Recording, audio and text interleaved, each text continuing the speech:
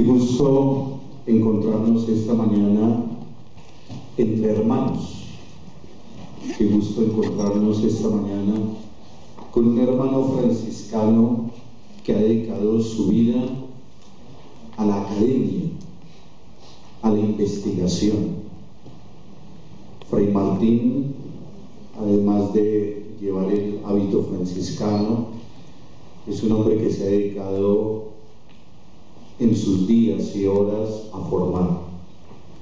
El primero se formó desde la ética, es doctor en estas artes y disciplinas de la ética y sobre todo de la comunicación. Además tiene una hoja de vida que aquí nos quedaríamos 2 horas mencionando tanto publicaciones, escritos y todo lo que ha ocupado allí, todo lo que sus servicios en favor de la orden y de nuestra universidad en Roma, que se llama la Universidad Pontificia Antoniana en Roma. Yo voy a dejar que la presentación académica evidentemente la haga él con su charla.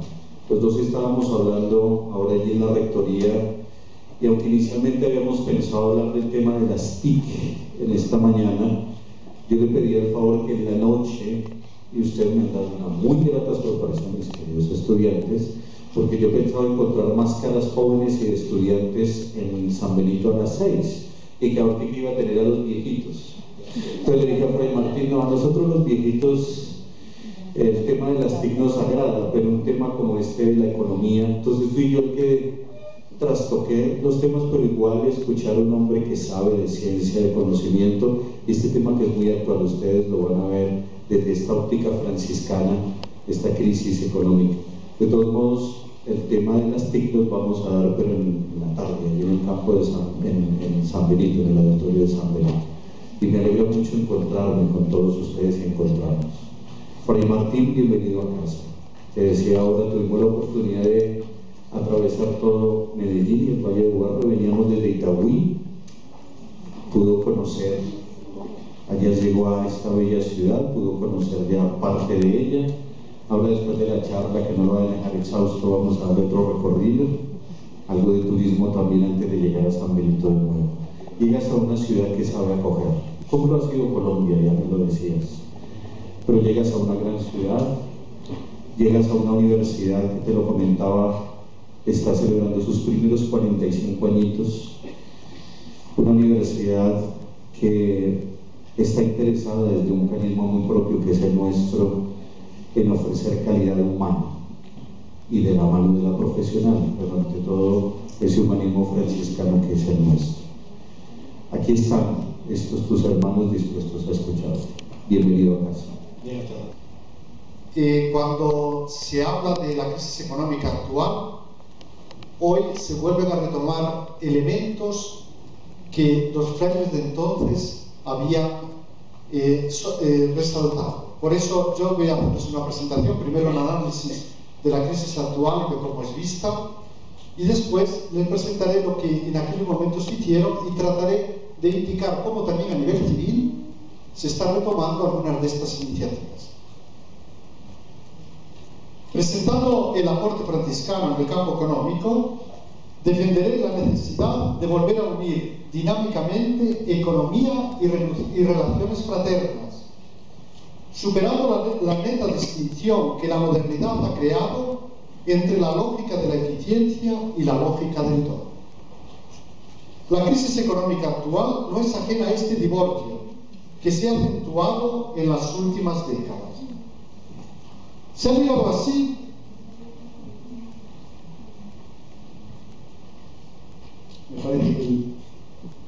a 3 grandes paradojas. Aumenta la riqueza. Perdón un momento, a ver si encuentro.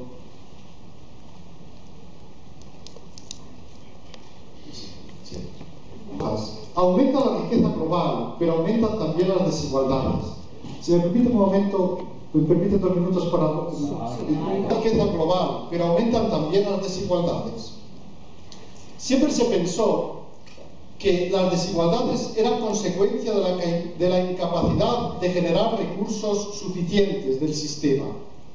Sin embargo, hoy ha aumentado la riqueza global, pero las desigualdades no han disminuido. De hecho, allá por el 1820, según un informe de la UNESCO, había una separación entre países ricos y países pobres de 1 a 3. Hoy día supera de 1 a 70. Así que la primera gran paradoja es esta. Por una parte ha aumentado la riqueza global, por otra parte han aumentado también las desigualdades. Aumenta la capacidad del sistema de producir bienes de primera necesidad, como grano, arroz, caña de azúcar, pero aumenta también el número de los que sufren hambre. Según la FAO, hoy se podría producir alimentos para alimentar a 12.000 millones de personas. Y ustedes saben que somos en torno a unos 7.000 millones. Lo que falta son instituciones económico-financieras adecuadas. Tercera paradoja. Aumentan los bienes materiales, pero las personas se sienten más infelices.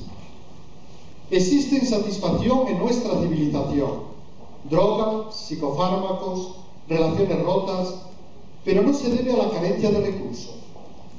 Quien se suicida no es normalmente el pobre, sino el que ha perdido su sentido a la vida.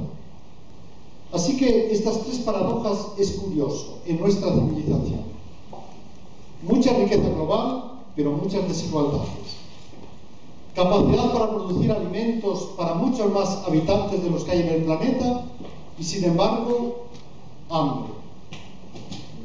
Aumenta los bienes materiales y, sin embargo, las personas se sienten más infelices. ¿Qué es lo que ha pasado? Aristóteles afirma que a la felicidad concurren dos dimensiones. La material o adquisitiva, es decir, el bien tener. Y por otra parte, la componente expresiva, la trama de relaciones que unen a las personas. Sin bienes relacionales no hay felicidad. Por tanto, ya Aristóteles en su tiempo insistía en que la economía, si solo produce bienes materiales, no consigue satisfacer el anhelo de felicidad que anida en las personas. Ustedes fíjense en los niños. Si ustedes les regalan un juguete, no les sirve de nada si no juegan con ellos. Los juguetes los quieren para jugar. Así que los bienes económicos quedan desprotegidos, no adquieren el sentido que se espera de ellos si no están unidos a los bienes relacionales. Actualmente se suele pensar que el campo económico tiene como objetivo prioritario la maximización de la riqueza y que ello obliga a excluir en él la posibilidad de relaciones gratuitas y fraternas. El mercado es concebido como una guerra en el que cada uno defiende su propio interés sin ningún miramiento altruista. Este interés, como ustedes saben, es visto como una fuerza civilizada e igualitaria, pues existe en todos los hombres y por tanto todos pueden hacer uso de él. Adam Smith dice que la mano invisible del mercado convertirá automáticamente en utilidad social lo que en realidad es una búsqueda descarada del propio provecho. El prójimo no es más que un adversario al que hay que vencer o burlar. Es lo que sería el darwinismo social aplicado a la economía. Quien no sea lo suficientemente fuerte o astuto para poder sobrevivir en esta guerra económica tendrá que refugiarse en el ámbito social. Por tanto, los negocios son los negocios, como se suele decir en inglés, business is business. O como decía Hobbes, aquella frase terrible, tu muerte es mi vida. Por tanto, en el campo económico nadie mira la cara al otro. Se trata de relaciones funcionales para conseguir un aumento de la riqueza y se excluye de él cualquier relación amistosa y fraterna. Es una guerra de intereses. Quien no sea capaz de competir en esa guerra tendrá que refugiarse en el campo social. Pero el campo económico es solamente para los pillos, para los que son capaces de competir. La tradición franciscana muestra la necesidad de volver a unir eficiencia y solidaridad, bienes materiales y bienes relacionales, capital económico y capital social. Incluso si en una situación ideal se lograra minimizar la pobreza material, no por ello disminuiría la necesidad de la comunitas. El capitalismo, de hecho, presume de esto, de haber aumentado la riqueza total. Pero, como veíamos al principio, esto ha llevado también a una profunda insatisfacción y a la crisis en que nos encontramos.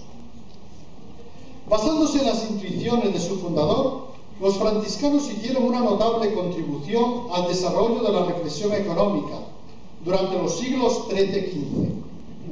Mostraron que la economía funciona mejor cuando favorece las relaciones fraternas, es decir, cuando los bienes económicos están al servicio de los bienes relacionales.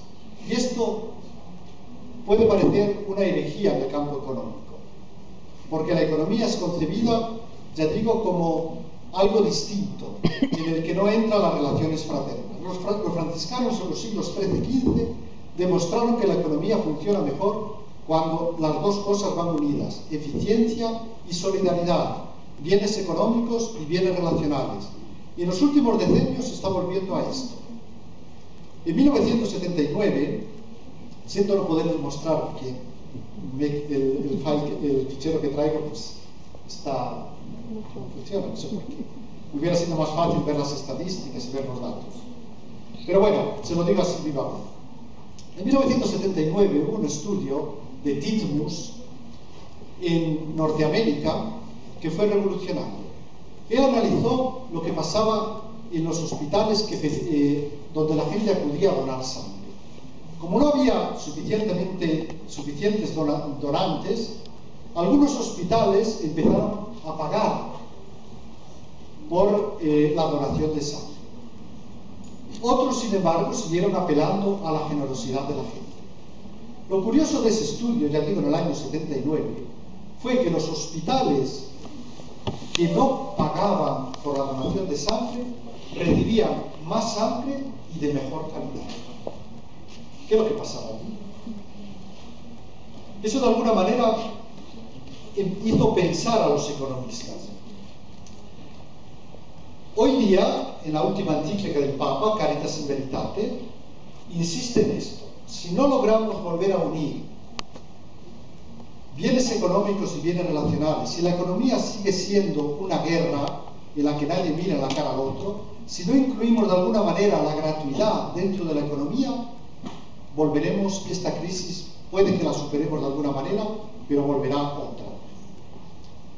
La actual crisis económico-financiera. Benedicto XVI dice que en la última encíclica que es necesario revisar ciertos paradigmas económicos financieros que han prevalecido durante los últimos años. ¿Qué es lo que ha pasado en los últimos años? Básicamente se han dado tres grandes separaciones. Primero, se ha separado la esfera económica de la esfera social. Segundo, se ha separado el trabajo del origen de la riqueza. Tercera separación, se ha separado el mercado y la democracia. Empiezo con la primera separación. Se ha considerado que la economía, en el campo económico, se trata de producir a cualquier costo. Normalmente nos han hecho pensar, nos hablan de bien común, pero en realidad nos hablan de bien total. Desde el utilitarismo de Bentham, se dejó esa línea franciscana del bien común y se ha insistido, se habla de bien común, pero en realidad se habla de bien total.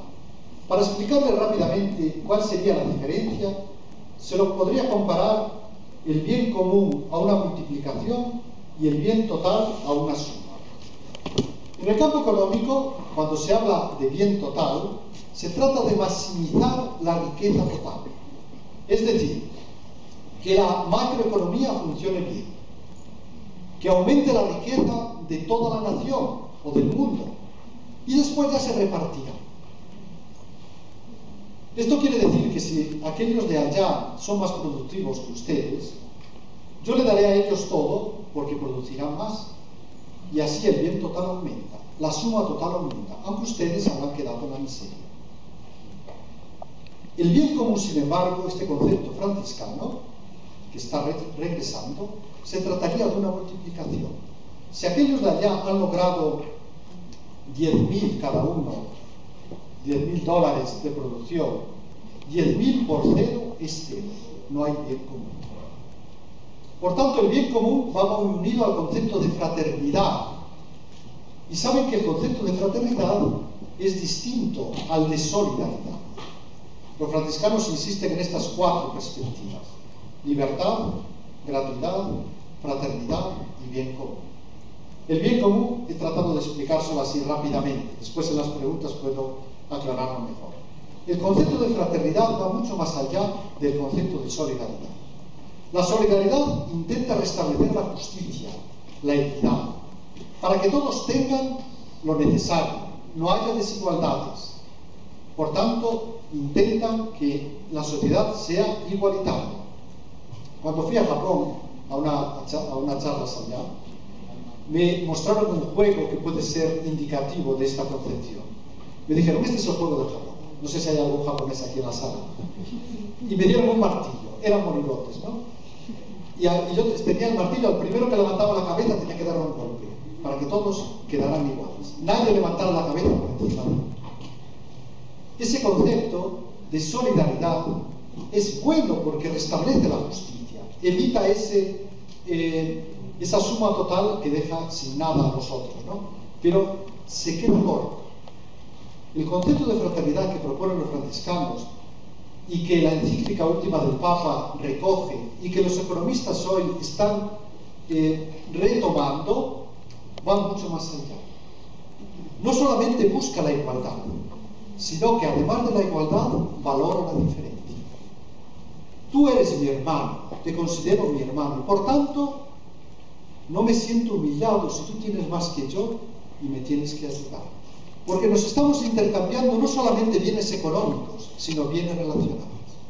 Por tanto, no me preocupo solamente de que todos seamos iguales, como si fuéramos clones, como si fuéramos exactamente iguales. Tengo envidia si tú tienes más que yo, o me mejoras en este aspecto o lo otro. Es decir, relaciones competitivas, esa guerra de intereses, ¿verdad? Cuando triunfa la fraternidad, yo te valoro por lo que eres. Estoy contento incluso si me superas en este aspecto o lo otro, porque mis relaciones contigo son fraternas, no tengo miedo. Fíjense ustedes que, curiosamente, la Revolución Francesa, fraternité, égalité, liberté, estos 3 grandes principios, 4 años después de la Revolución, el concepto de fraternidad lo dejaron arrinconado. Era demasiado revolucionario. La fraternidad, por tanto, valora el que todos tengamos lo necesario, pero valora también el que tú eres importante para mí.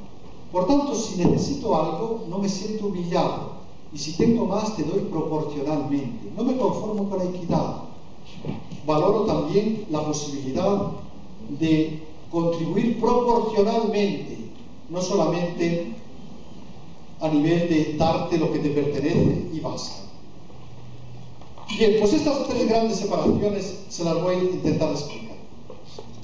Se ha separado, por tanto, la esfera económica de la esfera social.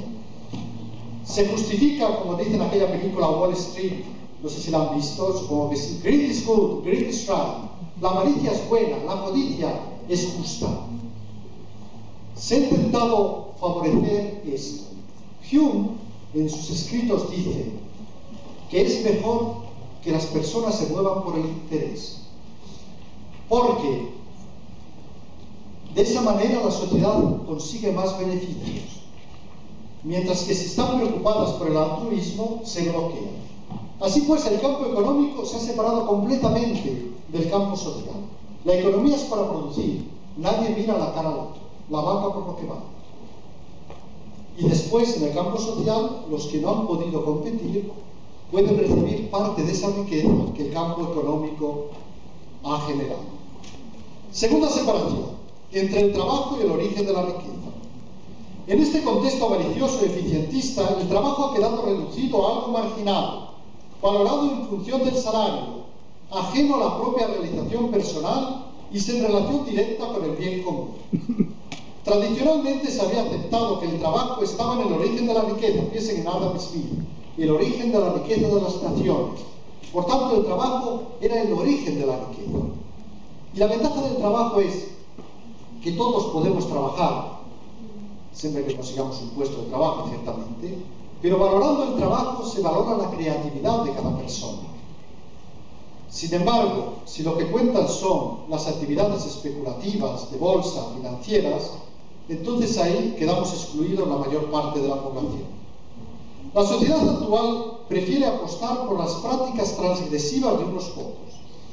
Quienes no son capaces de competir en esta guerra de intereses sufren la humillación de no sentirse protagonistas del avance económico y de depender de la benevolencia ajena. El trabajo honesto y sacrificado de cada día, al que todos pueden acceder, no sirve para enriquecerse de forma rápida y fácil. Por tanto, se ha dado prioridad a las actividades especulativo-financieras, donde los más pillos juegan con la fortuna de todos, sin atender a consideraciones éticas ni a deliberaciones democráticas. ¿Quién ha dado las normas por las que se ha regido el capital financiero en los últimos decenios? ¿Ustedes saben? Yo no. ¿Qué parlamento ha dictado esas normas? Capitales que van de una parte a otra del planeta sin ningún control. La ganancia rápida es el objetivo directamente buscado. De hecho, Greenspan, hace pocos años, el de la Reserva Federal de Estados Unidos, decía: me he dejado embaucar por la teoría objetivista. Esta teoría que insiste que hay que seguir el propio interés, sin pensar para nada en consideraciones altruistas. La ganancia rápida es un objetivo directamente buscado, en lugar de ser la justa retribución que la sociedad concede por los bienes y servicios que ha recibido. Más que la actividad productiva, interesan las cotizaciones bursátiles. Esta lógica está invadiendo todos los estratos sociales. La lotería, el bingo y los juegos de azar son otras alternativas al alcance de muchos para conseguir rápidamente el mayor beneficio con el mínimo esfuerzo. La publicidad nos invita a esto, a enriquecernos rápido, porque trabajando se lleva mucho tiempo, toda la vida, y nunca llegas a ser rico. Hay que enriquecerse con otras prácticas distintas. Por tanto, hoy día no se valora el trabajo como el origen de la riqueza. Se nos impulsa a conseguir el dinero fácil. Y esto, lógicamente, pues lleva a lo que ha llevado a la crisis económica actual. Se ha separado también el mercado y la democracia. El mercado, nacido como espacio que el Estado regula para garantizar el trabajo, el intercambio y la libre iniciativa de los ciudadanos, se ha alejado de su concepción inicial para transformarse en un club exclusivo donde los más astutos juegan con el dinero de todos, en base a unas reglas que ellos mismos se han dado. Por tanto, estamos en la lógica de la eficiencia, separada completamente de la lógica de la gratuidad. La ciencia económica es concebida como puro cálculo matemático de variables cuantificables, soslayando cualquier referencia al altruismo y a la gratuidad. Aunque en teoría no se excluyen otras motivaciones personales, ningún economista serio excluye la importancia también de estas motivaciones personales, pero las dejan para el ámbito privado. En la práctica, la racionalidad económica ha sido reducida a la racionalidad instrumental, dando por supuesto que el egoísmo es el móvil principal en nuestro sistema de preferencias. Así que se parte de una concepción antropológica negativa. Homo homini lupus. Todos somos lobos, los unos para los otros.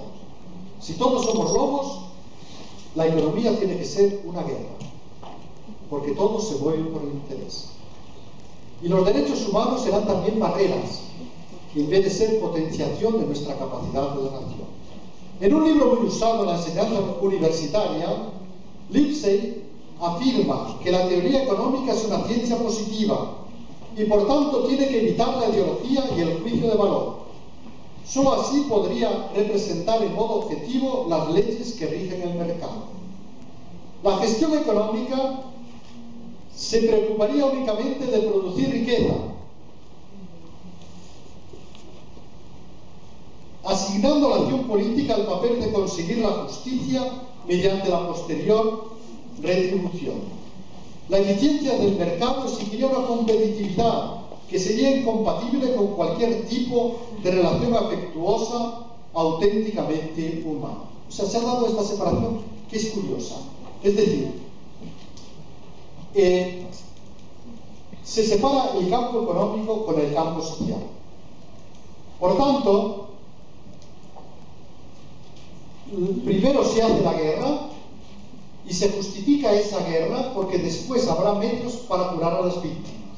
O sea, primero se hace la guerra, mucha gente queda dañada en su orgullo porque no es capaz de competir y queda dañada también económicamente y socialmente, y se dice, no, hombre, esta guerra es necesaria porque gracias a esta guerra se va a producir mucha más riqueza, va a aumentar el bien total, y con esa riqueza que se produce después podremos repartir y curar a las víctimas. La pregunta es, ¿por qué en vez de hacer primero una guerra y después tener que curar, no evitamos la guerra desde el principio?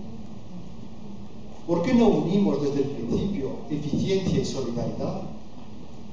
¿Por qué primero se hace una guerra descarnada, como si fuéramos locos, y después se recurre al campo social para curar a los que se sienten marginados o atropellados? Bien, pues estas preguntas que rápidamente he intentado hacerles, hoy día se están regresando a esto. Economistas de diversas universidades italianas como Zamagni o como Bruni insisten en esto y citan algunos ejemplos que son curiosos, ¿verdad? Por ejemplo, el de una niña que cuidaba a su hermano menor, que era inútil. Los padres durante años hizo esto, pero más adelante, a medida que se iba acercando a la adolescencia, dijeron, bueno, vamos a darle algo a la niña. Vamos a darle $5 por cada hora que atienda a su hermanito. Al principio la cosa fue bien, pero lo curioso fue que al cabo de un tiempo la niña empezó a decir, y por acompañar a mi abuelito, ¿cuánto me da? Y por hacer esto otro, ¿cuánto? Es decir, lo que dicen los economistas, la moneda mala había acabado con la moneda. Mientras se apeló a la generosidad de la niña, que lo hacía generosamente, no hubo problema. En el momento que empezaron a pagarle algo, cambió la perspectiva. ¿Por qué le digo este ejemplo? Porque nosotros, cristianos, partimos de una concepción antropológica positiva, en que hablamos de que el hombre no es un lobo para el hombre, sino que es imagen del Dios que es comunidad. Por tanto, somos radicalmente buenos, a pesar de que el pecado existe, y por tanto también somos capaces de lo peor. Pero básicamente somos radicalmente buenos. ¿Por qué entramos en sociedad? No como dicen Locke, Hobbes y otros liberales, no por el hecho de que solo no somos capaces, necesitamos la sociedad para sobrevivir, para que nos garantice la libertad, para que nos garantice la propiedad privada. No es por eso.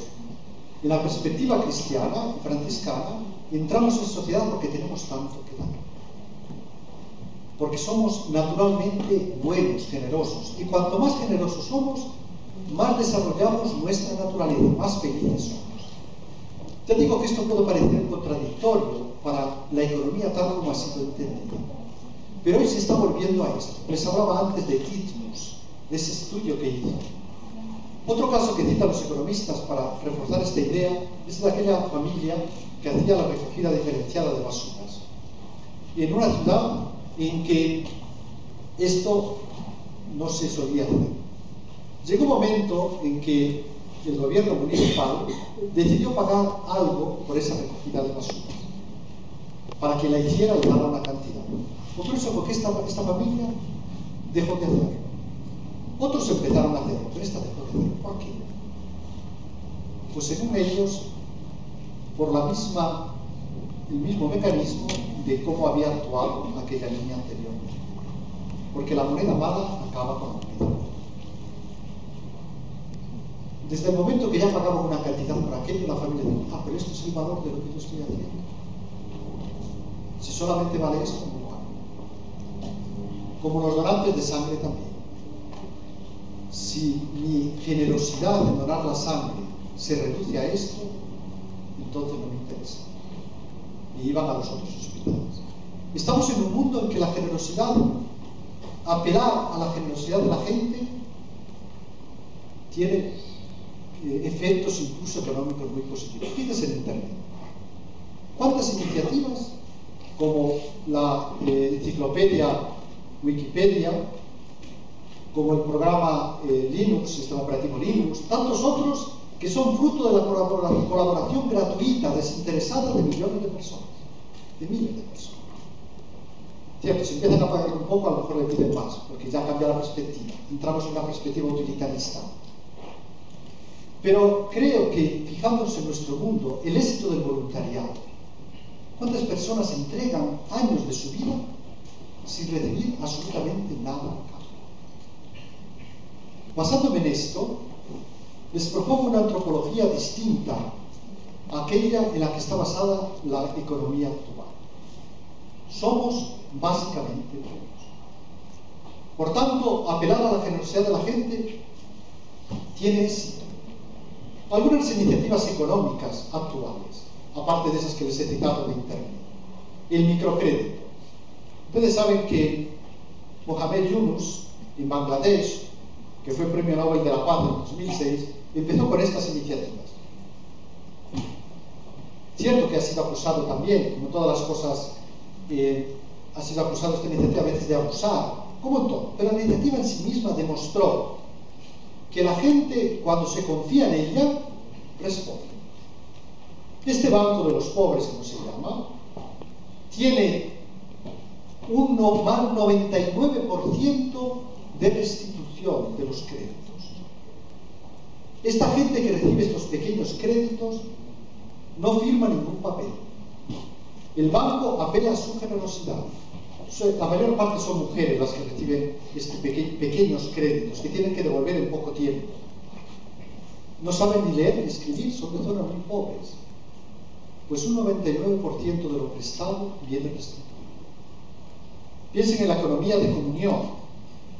Son iniciativas actuales, concretas, presentes, que están poniendo de alguna manera en entredicho la filosofía que está a la base de nuestro sistema económico.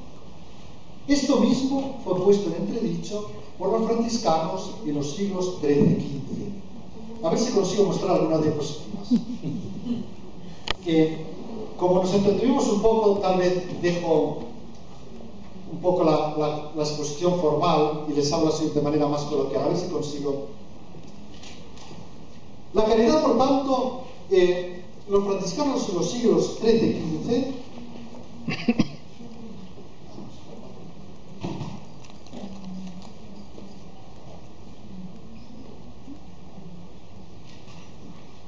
estaba lo que tal vez la parada de los...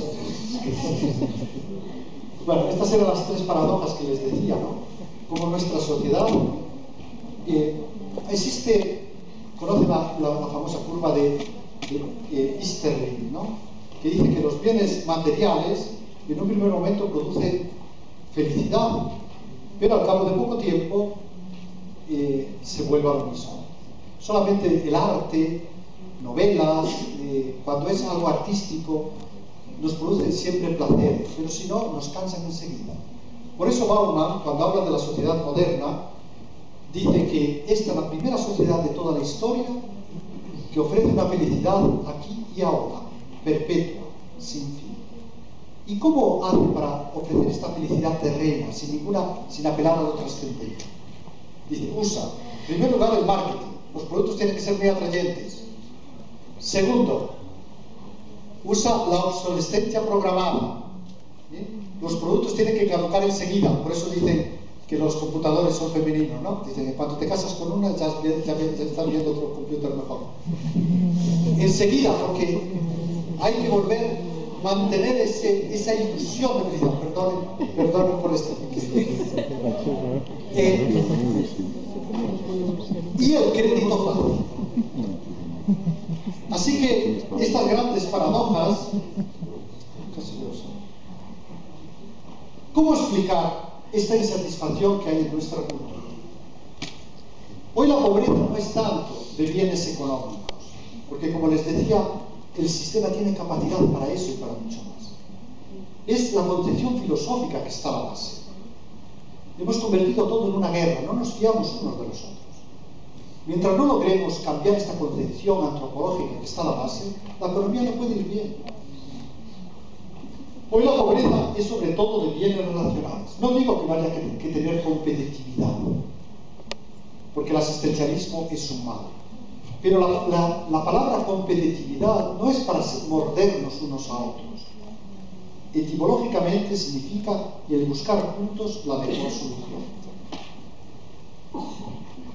Por tanto, se han subrayado las relaciones humanas. Hablábamos de cómo ya Aristóteles insistía de que la componente expresiva es fundamental para que funcione bien la economía.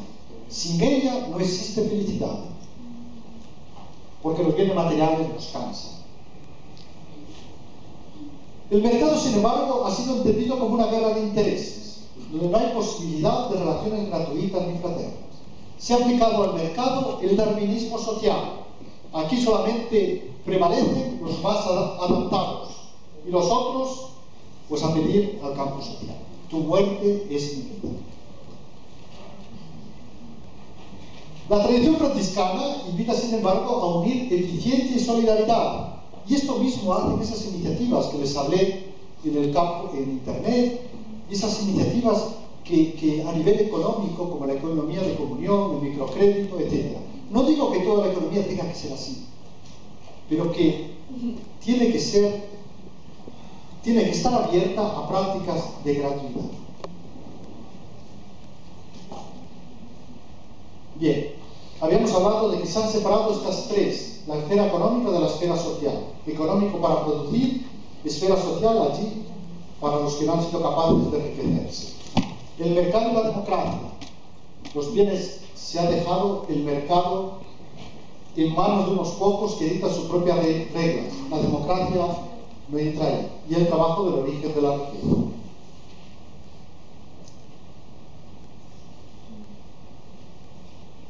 Concretamente les hablaba de que Greenspan, el 23 de octubre de 2008, haciendo un análisis y un mea culpa, digamos, del porqué que saben que condujo la Reserva Federal durante muchos años, por tanto es uno de los responsables de la crisis a que hemos llegado hoy, pues ante el Congreso americano dijo: me dejé cegar de una ideología. Esta ideología que sería el movimiento objetivista propuesto por esta ruso-americana Ayn Rand. Por tanto, se ha privilegiado la lógica de la eficiencia. Este libro, que seguramente conocen, Introducción a la Economía Positiva, de alguna manera menos valora todo lo que nos sea verificable empíricamente. Concibe la ciencia económica como puro cálculo matemático de variables cuantificables. Bien, entonces, ¿qué hicieron los franciscanos en los siglos XIII y XV? Cuando les hablo a los frailes de esto, dicen: pero nosotros del dinero no nos metemos. ¿Cómo los franciscanos, que eran, y precisamente los más pobres, Pedro de Pablo Viví, que hizo una gran contribución a la ciencia económica, era de los más radicales? Incluso fue condenado por radical. Después fue recuperado tiempo más tarde. ¿Por qué? Es curioso, ¿verdad? Pues precisamente porque no estaban apegados al dinero y estaban muy cerca de la gente. Al estar cerca de la gente, ya no estaban en monasterios alejados, sino que vivían en medio de la ciudad, en medio de los pobres, y no tenían nada propio. Se daban cuenta de que la gente estaba sufriendo, de que los usureros, sobre todo usureros judíos, pero también otros usureros cristianos, la estaban explotando. Había que hacer algo, porque esa gente se estaba quedando en la miseria y no podía salir adelante. Había un problema muy serio en aquel momento, y era que se consideraba que el dinero es estéril. Por tanto, dado que es estéril, no se puede pedir un interés por él. Así que no se podían hacer préstamos por interés. Y esto estaba bloqueando el desarrollo económico. Así que los frailes, y precisamente estos que hicieron la contribución mayor, es curioso, dándose cuenta de las necesidades de la gente, dijeron, tenemos que ayudarles. Tenemos que ayudarles. Ciertamente, la pobreza la hemos abrazado nosotros, pero por el reino de los cielos. Pero la pobreza es improductiva y esta gente necesita que se le ayude. Así como la Eucaristía de alguna manera refuerza la comunidad cristiana a nivel espiritual, la economía también tiene que reforzar la comunidad a nivel material. Por tanto, vivir es producir, hacer fructificar. Los franciscanos nunca han sido maniqueos. Curiosamente, mientras autores italianos de aquella época, Boccaccio, Dante, añoraban la vida pastoril de tiempos anteriores y atacaban esa vida comercial que estaba inundando Europa y que acababa con la paz idílica de la sociedad anterior, los franciscanos nunca añoraron el tiempo anterior. Intentaron humanizar la nueva economía. Intentaron humanizarla a nivel de pensamiento y a nivel práctico, creando los montes de piedad. Por tanto, para ellos la pobreza era por el reino de los cielos, tenía un sentido, pero la gente no, tenía que producir. La limosna ayuda solo a sobrevivir, no ayuda a vivir con dignidad. Refuerza el sentido de inferioridad y de dependencia, debilita la autoestima, obstaculiza la aportación que cada uno está llamado a dar. Así que la limosna es solamente para los pobres ya irrecuperables, aquellos que por su condición física o moral no son capaces ya de hacer otra cosa. Pero para quienes son capaces de trabajar, los frailes no se contentan con la limosna. Es muy cómodo, ¿eh? Darle a un pobre una cantidad y allá te entiendas, yo ya quedo tranquilo. Hago la caridad, pero no me preocupo de ti. Viviendo entre los pobres, los frailes dicen, tú eres mi hermano, sentido de fraternidad. Por tanto, no me conformo con darte algo, con darte de lo tuyo y me escondo en mi casa y quedo tranquilo. Intento recuperarte como persona. ¿Y cuál es la forma de recuperarte como persona? Haciéndote sentir digno, útil, persona activa de la sociedad. Por tanto, trabajando. Así que, para los pobres de necesidad estaba el pan de San Antonio, los pobres irrecuperables. Pero para quienes podían aún defenderse, promueven los montes de piedad.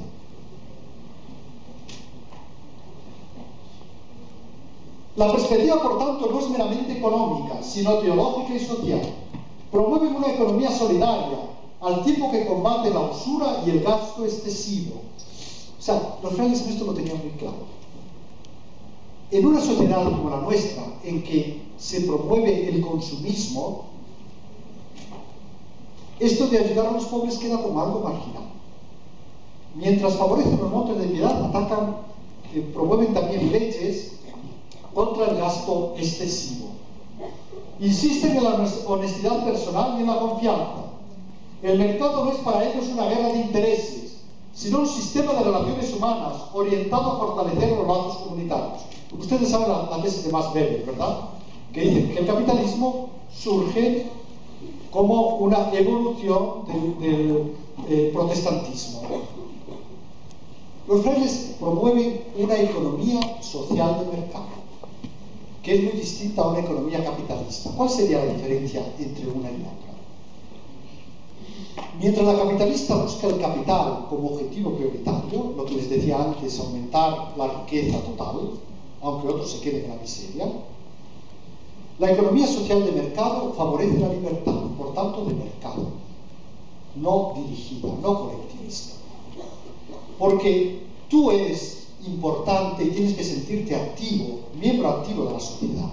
Por tanto, la mejor forma es el mercado, donde tienes capacidad de iniciativa, donde puedes poner en práctica tu creatividad, pero al mismo tiempo sin perder el sentido social. Por eso, economía social de mercado. El objetivo es reforzar la comunidad. El mercado no es una guerra de intereses, sino un sistema de relaciones humanas orientado a fortalecer los lazos comunitarios. Por tanto, combaten la usura, promueven el trabajo y construyen la comunidad. Los montes de piedad, que eran pequeños bancos, digamos, Los predicadores iban por toda... Surgieron en España como arcas de misericordia. Eran pequeños bancos en que a los ricos se les decía: ustedes hagan préstamos. Si no son suficientemente generosos para dar parte de lo que les sobra, no se preocupen, que le garantizamos su dinero. En cuanto lo necesiten, se lo devolvemos. Pero ustedes están contribuyendo a reforzar la comunidad y a evitar que los pobres sean explotados por los usureros. Así que los ricos venían impulsados a que dejaran allí una cantidad de dinero. Y a los pobres se les pedía que dejaran una prenda. Todavía hoy en día existen los montes de piedad, los conocen, ¿verdad? No sé si en Colombia. Me entrevistaron en Radio Nacional de España hace unos meses, porque en España está muy en este momento caliente la cuestión de las cajas de ahorro. ¿Sí? Las cajas de ahorro que tienen en su interior también montes de piedad modernos. ¿Sí? Así que la gente dejaba una prenda, y a cambio de esa prenda, hoy todavía es posible en estos montes, a cambio de esa prenda recibían un pequeño crédito que tenían que devolver en poco tiempo, para así estimularles que se pusieran a producir. Por tanto, no nacen para dar limosnas, sino para dar crédito al pobre emprendedor.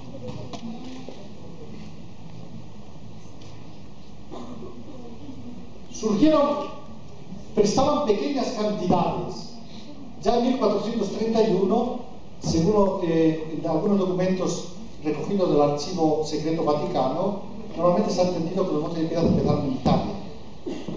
Según estos documentos que hemos recogido en los últimos años, Saturnino López de Loizaga ha publicado un libro de documentos de estos, creo que podemos afirmar que nacieron en España en 1431. Por tanto, daban cantidades bastante pequeñas, de 3 a 4 florines. En aquel momento los florines eran como el dólar hoy. Y por un periodo breve, de 6 a 18 meses. Todo eso dependía de la situación económica y del rendimiento que el destinatario podía obtener. Por tanto, si era un padre de familia que tenía hijos o era tenía más capacidad, se le daba una cantidad mayor. Por tanto, no era un tipo de economía estandarizada en que cada uno viene reducido simplemente a un individuo estándar que se trata exactamente igual que los demás, sino personalizadas según las necesidades y las posibilidades de cada uno. El criterio no era la lógica del beneficio, sino la lógica comunitaria.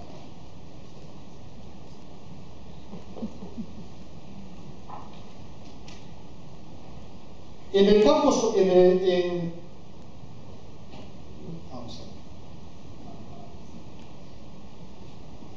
florecen rápidamente en Italia. El primero en Italia surgió en 1462, siempre promovidos por los predicadores franciscanos. En España, esos primeros que les dije, solían tener el arca del limón, solía tener 3 llaves. Una de ellas la tenía el superior de los franciscanos, otra el gobierno local. Bien, en 1515 había en Italia ya 135, en 1552 eran más de 200. Pobres y ricos intercambiaban no solo bienes materiales, sino también espirituales, un poco como era la concepción de la limosna en aquel tiempo. No se trataba solo de dar algo. Todos los que daban recibían bienes espirituales, porque de alguna manera estaban contribuyendo al bien de la comunidad. En el ámbito rural se llamaron montes frumentarios, que no daban créditos monetarios, sino trigo para la siembra. Así que no era préstamo en dinero. En el siglo XVIII comienzan en España los modernos montes de piedad, que era eso que les digo que está unido a las cajas de ahorro hoy. Tienen un funcionamiento algo parecido, pero la ideología de base ha cambiado, es más capitalista. Por tanto, estos surgen para promover el trabajo y la comunidad. La comunidad es la verdadera protagonista y todos son llamados a colaborar. Así que no se trata de darle una cantidad y emborráchate o algo que te dé la gana. Se trata de recuperar como persona al pobre. Y esto es mucho más difícil. Pobres y ricos intercambiaban eso que eran no solamente bienes materiales, sino espirituales. Por tanto, se trata de servir a la persona libre, activa y solidaria, porque partimos de una concepción antropológica positiva, en que se favorece la libertad Francisco no quería una comunitas, quería una fraternitas, no quería, mientras los monasterios se tenían como imagen la comunidad de Jerusalén, un solo corazón, una sola alma, Francisco quería la fraternidad, es decir, Jesús y sus apóstoles. Por tanto, tratan el criterio de fraternidad. Tú eres importante. Y si tú puedes dar más que yo en este campo, te ayudamos. La persona libre, activa y solidaria. Se da prioridad absoluta al trabajador sobre el capital. Y se atiende a la persona en su singularidad, evitando el asistencialismo.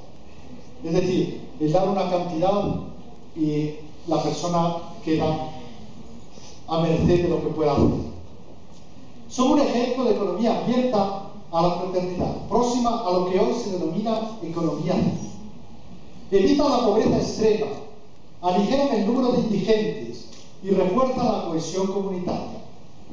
Los prestamistas hebreos de entonces representaban ese otro tipo de economía que finalmente triunfó, se impuso, tuvo más éxito de lo que tuvieron estas iniciativas de los franciscanos. El utilitarismo de Bentham dio la puntilla. Así que a partir del siglo XVI-XVII se impone ese tipo de economía que promueve la guerra de intereses. Durante tiempo convivieron con ese sistema prestamista hebreo, pero fueron abandonados en los siglos XVI y XVIII. Hoy se está volviendo a esto.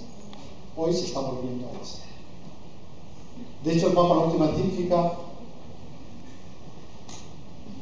habla del principio de fraternidad. También la microfinanza ética necesita una economía social de mercado que estimule la moderación en el consumo y la participación libre de todos en la búsqueda del bien común. No tiene sentido ayudar al pobre y al mismo tiempo promover la avaricia y el consumismo. Por tanto, tratando de llegar a una conclusión, y después abro el turno de preguntas,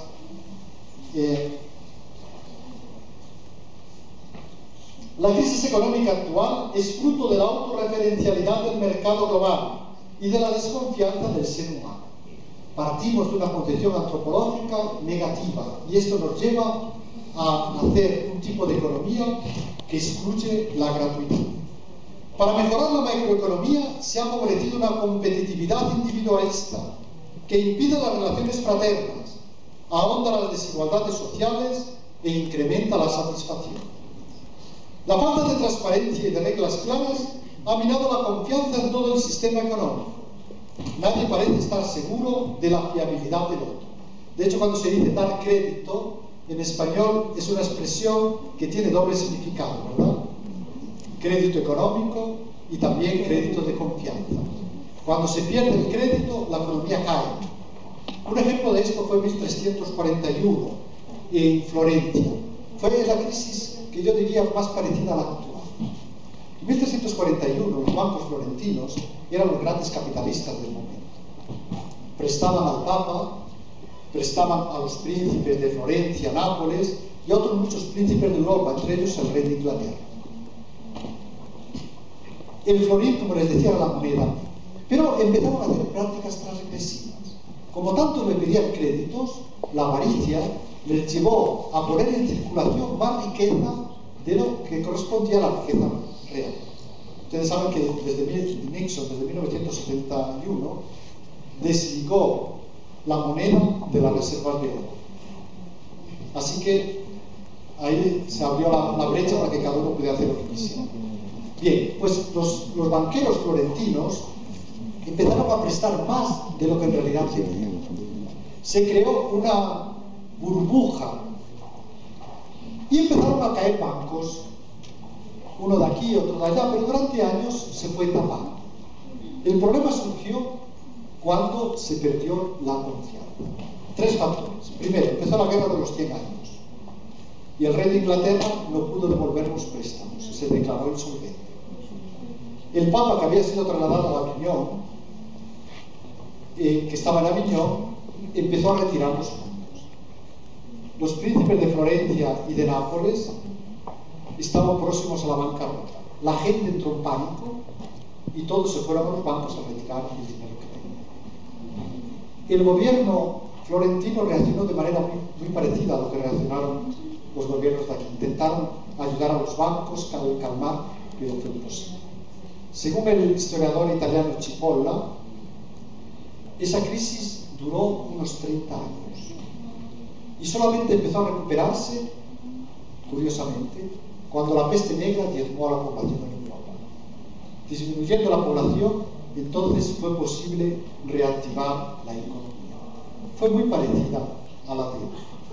La ciencia económica moderna se construye en base al individuo promedio, abstracto e inmutable, dejando poco margen a la situación concreta de cada trabajador, lo contrario de lo que hacían los franciscanos. Atención a la persona concreta. Se habla de todos en general, pero de nadie en concreto. Si el otro no tiene un rostro, la gratuidad y la donación quedan completamente excluidas. Lo que cuenta es la utilidad que se puede obtener con cada una de esas variables anónimas. Más que el bien común de todos y cada uno, interesa el bien total, macroeconómico, que no tiene cuenta de las víctimas. Tu muerte es mi vida. Qué frase más terrible, ¿no? En neto contraste con esta ideología, la tradición franciscana sostiene que la identidad de la persona no depende de lo que tiene, ni de lo que produce, sino de su capacidad de donarse y de construir relaciones significativas. La comunidad cristiana, que a nivel espiritual se expresa y se construye en el compartir eucarístico, necesita una economía solidaria para poder identificarse a nivel social. De este modo, la economía se vincula a la felicidad pública, los bienes al bienestar social. La comunidad cristiana, que a nivel espiritual se expresa y construye en el compartir eucarístico, necesita una economía solidaria para poder identificarse a nivel social. No es casualidad, es un libro publicado en italiano, no sé si han oído, se llama Riqueza Franciscana. En este libro se dice que los terciarios franciscanos ocuparon puestos de mucha responsabilidad en la economía de los siglos XV y XVI. ¿Por qué? Precisamente porque eran personas de las que la gente se fiaba. El reto consiste en volver a unir armoniosamente cooperación y competencia en un sistema económico que sea al mismo tiempo justo y eficiente. Tiene que ser eficiente el sistema, pero no tiene que estar completamente blindado contra formas de gratuidad. La tensión competitiva no puede radicalizarse hasta el punto de anular la comunicación libre y afectuosa. Por otra parte, la solidaridad no puede favorecer el asistencialismo y el despilfarro indolente. Bien, se ha hablado de economía, se ha hablado de dinero, pero los franciscanos insisten, como todos los cristianos, más que en lo económico, en lo que sería la capacidad de relación, en el séptimo día. El séptimo día del relato del Génesis nos recuerda que el hombre no ha sido creado para producir, sino para el diálogo gozoso con su Creador. Es un día sin atardecer ni amanecer, un día sin final, pleno, proyectado hacia el futuro. No invita a la ociosidad. Si ustedes se imaginan que el cielo va a ser, como dicen los italianos, un bel far niente, no hacer nada, estamos equivocados. Autores clásicos como Hesíodo o Homero dicen que el trabajo es lo más pesado que los dioses dieron a la humanidad. Y en la visión cristiana no. ¿Por qué? Porque somos hijos de Dios creador. Porque nuestra concepción antropológica nos invita a ser activos, creativos. Por eso los franciscanos, a partir de esta concepción, intentan que todos trabajen, que todos produzcan y valoran a cada uno en su singularidad. No invita a la ociosidad, sino a plenitud, a la perfecta alegría, a recuperar el sentido lúdico y la dimensión relacional de la existencia. En línea con este pensamiento, nuestra actividad de cada día será plenamente humana si favorece la comunicación que lleva a la comunidad. Muchas gracias. En el campo de la economía globalizadora, ¿quién debe orientarla? ¿Qué noción de ser humano deberíamos formar desde la educación? ¿Y quiénes estaríamos preparados, formados para esa práctica de los principios de fraternidad, libertad, bien común y gratuidad. Creo que es uno de los pilares fundamentales en el proceso, que es la educación. Sin ello, todas estas prácticas económicas deforman el sentido del ser humano. Antes de darle la palabra al padre, por favor nos cuentas quién eres y de qué facultad. Bueno, en la Facultad de Educación soy Guillermo León Betancourt y trabajo en el programa de Educación Física y el programa de licenciatura en preescolar. Muchas gracias. Bien, entonces, si he entendido bien, me pregunta qué tipo de la formación, ¿verdad? De la educación. Pues tenemos que formar personas libres, activas y responsables. Esta es la perspectiva antropológica que proponen los franciscanos, pero yo le digo a los franciscanos, pues sí, para cualquiera. Les he dado ejemplos del mundo laico, ¿no? El análisis de Titmus, el análisis de aquel ejemplo que habla Bruni, de la niña aquella que cuando se apelaba a la generosidad era mucho más, nos muestra que la formación tiene que ser, como decía Sócrates, ser un pedagogo, un ayudar a nacer. Y la comunicación lo mismo. Comunicación tiene que ayudar al otro a ser el mismo. Si formar quiere decir crear clones, personas como yo, me puede dar mucha satisfacción personal, porque todos al fin y al cabo seguirían lo que yo digo, pero no estoy formando personas en su individualidad. Así pues, formar al otro es, de alguna manera, hacer como de espejo, para que el otro descubra en mí lo que él es.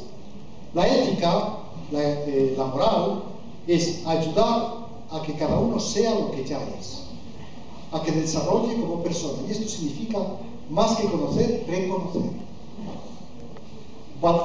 Normalmente nosotros tendemos mucho a ver los defectos solamente del otro, ¿no?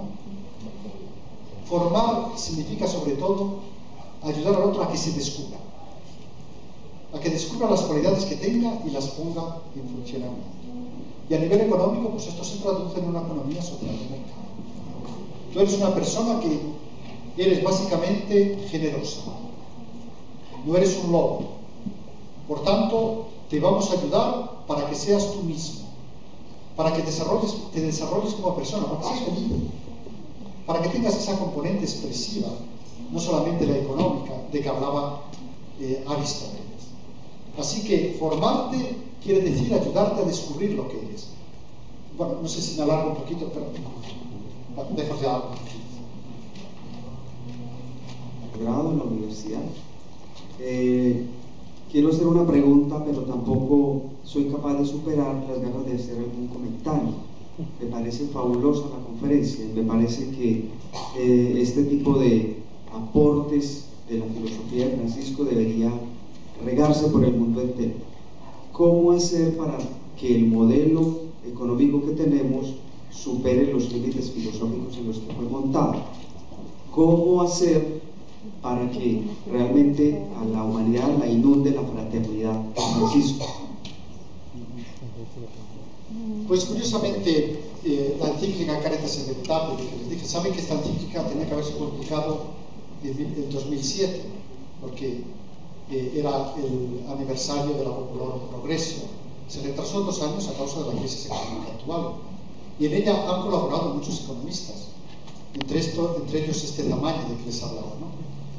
Y curiosamente, según este autor, es la encíclica que más debates ha generado también, por ejemplo, en el Círculo de Chicago. La importancia de la gratuidad en la economía. Mucho se vuelve a nivel de ideas. Tenemos que recuperar las respuestas de ayer para iluminar la crisis de hoy. Tenemos que ser capaces de darnos cuenta. Yo les hablaba de Aristóteles, les hablaba de otros autores anteriores, ¿verdad? Porque al final el ser humano es básicamente lo mismo. Viendo iniciativas que han tenido un éxito grande en otros siglos y viendo iniciativas que tienen éxito hoy, les digo en Internet, tantas iniciativas de este tipo, la gente, si cambia la mentalidad, cambia el mundo. Mucho se juega a nivel de imaginario. Así que tenemos que entrar en el debate. Tenemos que entrar en el debate a nivel filosófico y a nivel económico. La economía funciona mejor cuando se abre a prácticas del todo. Ciertamente tiene que ser competitiva. El asistencialismo y no lleva nada. Pero no cerrarse, no convertirla en algo árido, inhumano, en una guerra en que nadie tiene en cuenta nada. Cuando se apela a la generosidad, la gente es mucho más activa y mucho más creativa. Cátedra en la universidad hace 3 años. Mi asignatura es Análisis Social y Político desde el cine.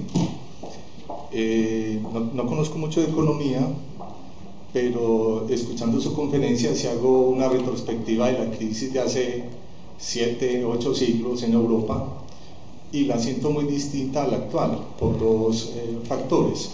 Uno es que, sumado a la crisis económica actual, hay una profunda crisis ambiental y el capitalismo vive esencialmente de los recursos.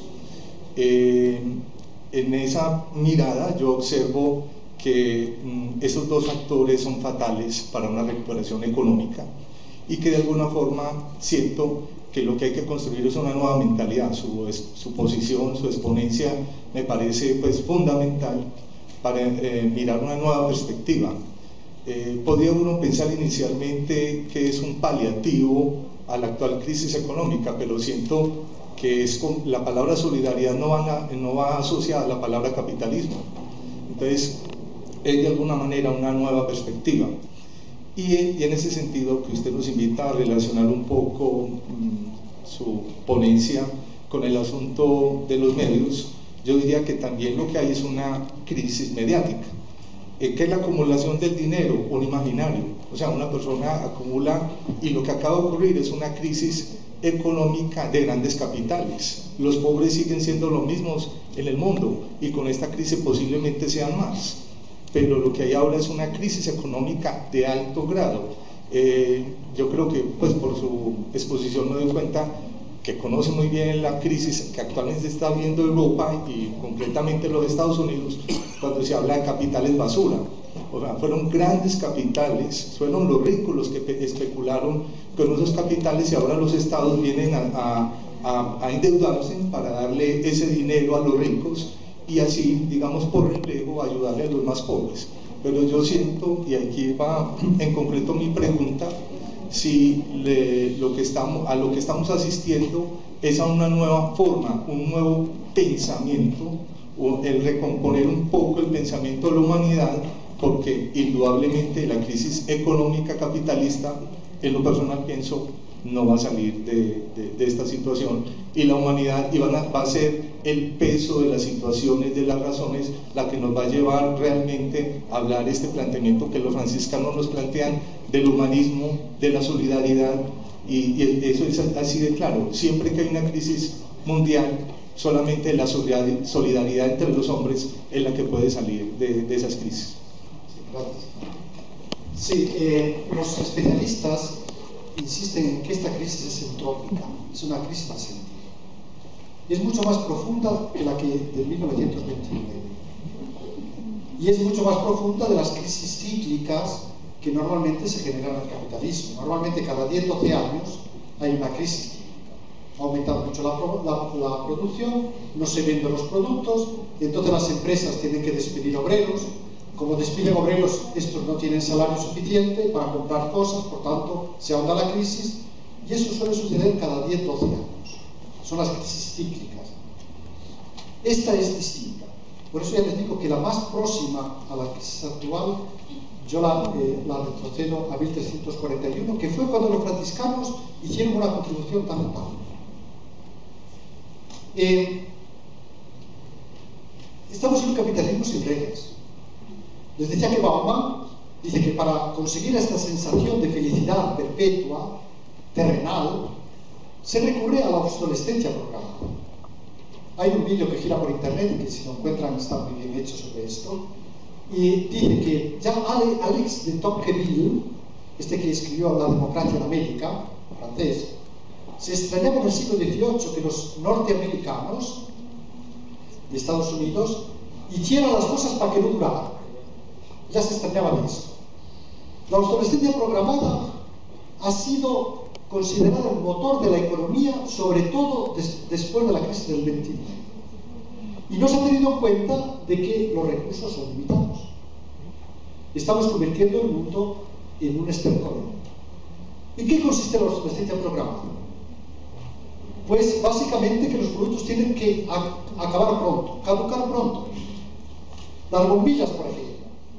Hasta 1928, cuando se creó el cártel Phoebus, la publicidad decía: compre esta bombilla, dura 3.000 horas. Y hoy había otra que decía: no, pero esta dura 3.005. Cuando se hizo ese cartel, decidieron que no podía durar más de 1.000 horas. Y quien fabricara una bombilla que durara más de 1.000 horas venía castigado. Cuando se creó la fibra de nylon, que se empleaba, hay publicidad de aquella época en que se veía como una media de mujer tiraba de un camión y no se rompía. Pues antes de ponerlo en el mercado, le dijeron a los que la crearon: tienen que hacerla que se rompa. Y en una revista dijo: porque un producto que no caduca es peor para la economía que un ataque de marcianos. En Europa había otra economía, aquella de los países comunistas, que producían poco y por tanto allí no se impuso la obsolescencia. Si alguien tenía la suerte de poder comprar un frigorífico, a veces me viene el italiano del español, en Polonia, no era muy bueno, pero duraba, no se acababa nunca. No se acababa nunca. Porque allí no se impuso la obsolescencia programada. Hace pocos años, el iPad de Apple, hubo una campaña en San Francisco, y una denuncia, porque las baterías caducaban en muy poco tiempo y no se podían reemplazar, no favorecía la posibilidad de reemplazarlas. Y en los carteles en que se anunciaba pusieron: sí, pero al cabo de un año tienes que tirarlo. Más o menos era un mensaje de este tipo. Y Apple tuvo que ampliar la vida. Es decir, pero no se ha cambiado. No se ha cambiado. La economía, en 1929, Goldrich hablaba del evangelio económico del consumo. ¿Qué expresión? Evangelio económico del consumo. Así que el despilfarrador irrefrenable es un ciudadano ejemplar. Cuanto más gastes, mejor, porque así la economía funciona. Esto no es insostenible. Es insostenible. Así que tenemos que revisar esta concepción de la economía, de la obsolescencia programada, esta concepción de que hay que gastar a toda costa. Y esto está condicionando nuestra forma de vernos también.